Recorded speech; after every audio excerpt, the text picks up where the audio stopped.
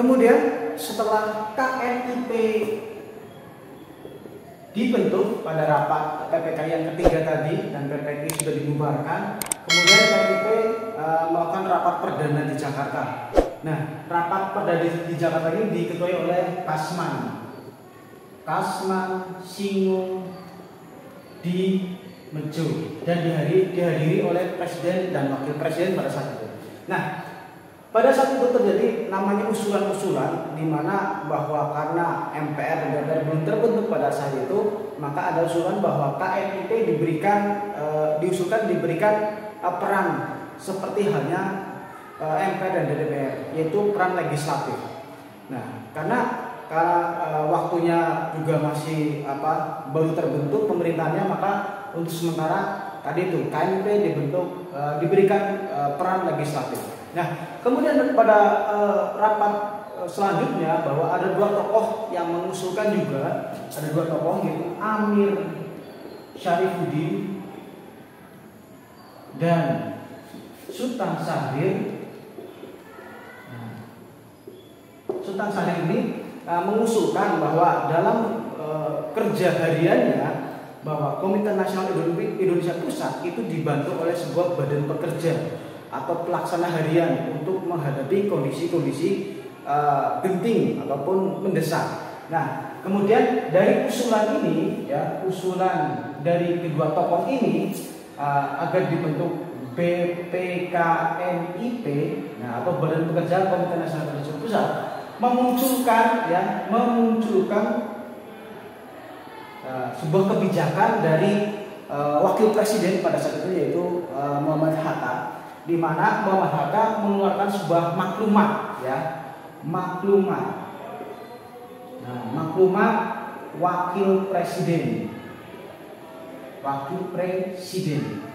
Nah, maklumat Wakil Presiden nomor berapa? Nomor X atau nomor 10 tanggal 16 Oktober 1945.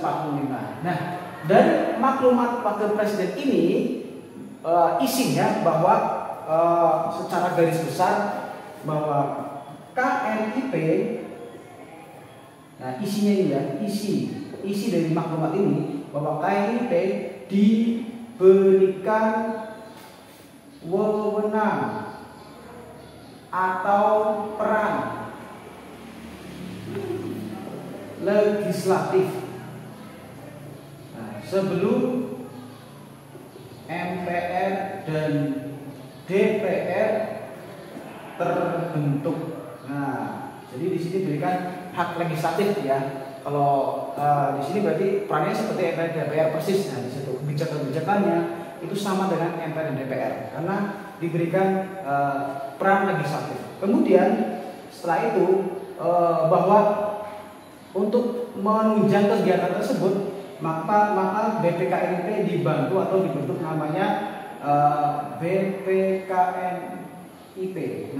Dalam kinerjanya, dalam kesehariannya, maka dibentuk atau dibantu Badan Pekerja Komite Nasional Indonesia Pusat. Setelah diberikan hak ini dan melalui maklumat Wakil Presiden, BPKNIP kemudian melakukan sidang pertama, dan BPKNIP mengusulkan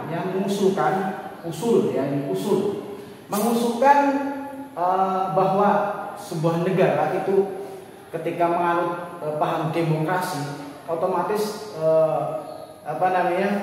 partai tidak hanya satu. Tadi pada saat sidang yang ketiga PPKI bahwa Indonesia hanya mempunyai satu partai tunggal, itu PNI. Kemudian BPKNIP untuk membuat sebuah kebijakan mengusulkan bahwa sebagai bukti Indonesia itu melaksanakan demokrasi, maka dibentuklah partai-partai lainnya atau multipartai.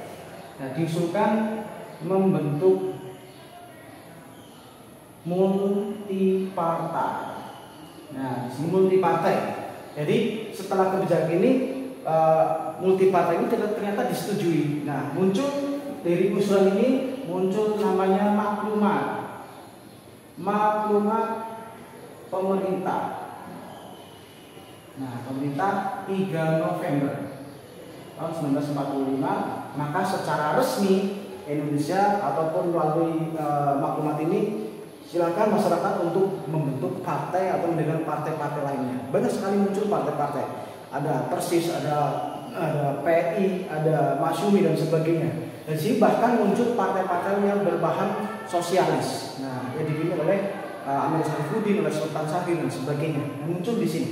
Nah, mungkin di sini ada ada maksud tersendiri ya, mungkin dengan adanya multi partai ini, maka dari pihak-pihak tertentu yang berpaham kiri ataupun sosialis komunis di sini diberikan peluang untuk mendirikan partai mereka. Nah, padahal saat dulu itu pada saat pergerakan nasional bahwa partai yang beraliran sosialis komunis itu sudah dihancurkan. Dan di sini diberikan kesempatan untuk berdiri lagi. Makanya 3 November mereka mulai memunculkan partai, namun di sini bukan PKI seperti dulu, tapi di sini masih samar, yaitu adanya partai yang beraliran sosialis.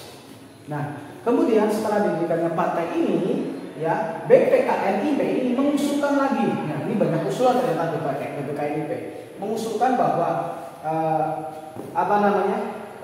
menteri-menteri yang melaksanakan tugasnya itu bertanggung jawab kepada siapa. Nah, di sini awalnya karena ini sistemnya masih presidensial, otomatis bertanggung jawab kepada presiden, yaitu Soekarno.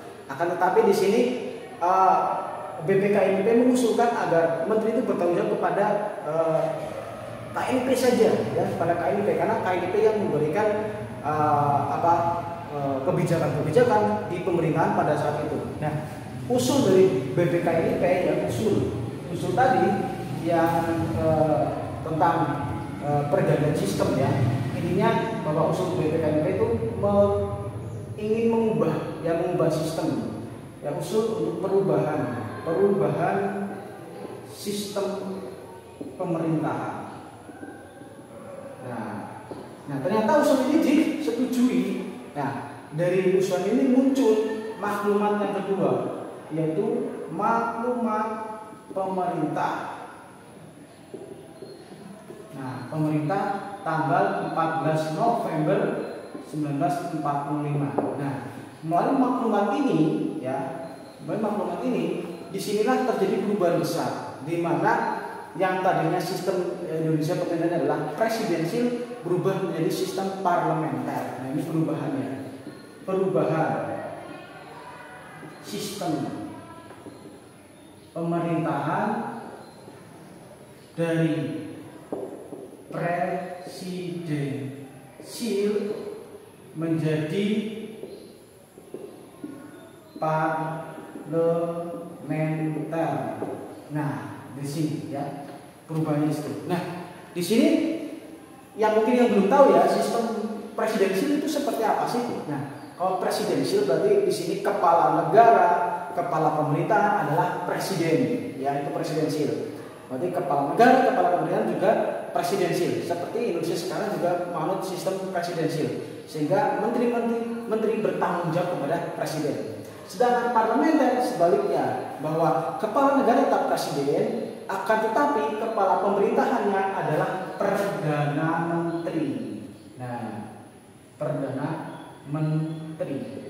Nah, sehingga menteri-menteri yang melaksanakan kerjanya akan bertanggung jawab kepada perdana menteri ini, bukan ke presiden. Sehingga pada sistem parlementer, presiden hanyalah sebuah simbol saja di situ, tidak bisa memberikan kebijakan secara penuh. Karena apa? Sudah dipegang oleh perdana menteri yang melaksanakan pemerintahannya. Nah, dari itu semuanya ternyata ada sebuah tujuan yang terselubung sebenarnya dari kelompok-kelompok yang beraliran sosialis, komunis dan sebagainya, seperti Amir Syarifuddin, Sultan Syahrir dan teman-temannya, bahwa tujuan sebenarnya dari perubahan sistem pemerintahan dari presidensial ke parlementer adalah apa? Ini tujuannya apa? Ini tujuan yaitu membatasi peran presiden yang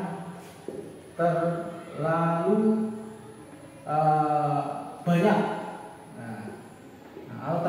terlalu luas, ya, kebijakannya, Jadi peran presiden terlalu banyak, terlalu luas pada saat itu, sehingga bagaimana sih untuk membatasi peran presiden di sini biar tidak terlalu banyak peranannya, dan mungkin dari pihak-pihak golongan sosialis sendiri bisa bergerak dengan leluasa, maka diusulkan pergantian sistem pemerintahan dari presidensial ke parlementer, sehingga di sini golongan orang-orang dari sosialis itu mempunyai kesempatan yang seluas-luasnya dalam melaksanakan program-programnya di sini. Karena apa?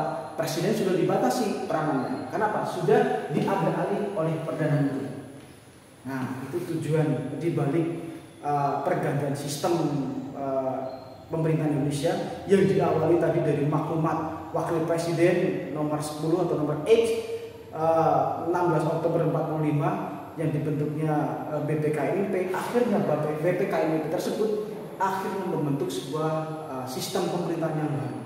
Nah, sehingga muncul kabinet-kabinet baru, dari kabinet Sultan Syahrir sampai kabinet Juanda dan sebagainya, sehingga di situ terjadilah pergantian kabinet yang pada awal kemerdekaan adalah sistem yang masih kacau. Ya, karena tidak ada setahun, tidak ada 2 tahun, itu sudah diganti, bahkan baru 2 bulan, 1 bulan itu diganti ya kabinetnya, sehingga memang pada awalnya sistem pemerintahan Indonesia atau kabinetnya masih kacau. Nah, belum menemukan sistem yang pas untuk pemerintahan Indonesia. Nah, nantinya setelah terjadi kekacauan yang luar biasa, yang untuk mengakhiri kekacauan tersebut, akhirnya Presiden Soekarno mengambil tindakan adanya dekret Presiden 5 Juli yang akhirnya mengambil secara penuh tanggung jawab dan diganti sistem menjadi sistem demokrasi terpimpin, sehingga ini semuanya dihilangkan. Kenapa? Dari kabinet ataupun Dewan Konstituante selalu gagal membentuk undang-undang yang baru dan sebagainya. Oke, itu penjelasannya untuk kali ini. Terima kasih. Assalamualaikum warahmatullahi wabarakatuh.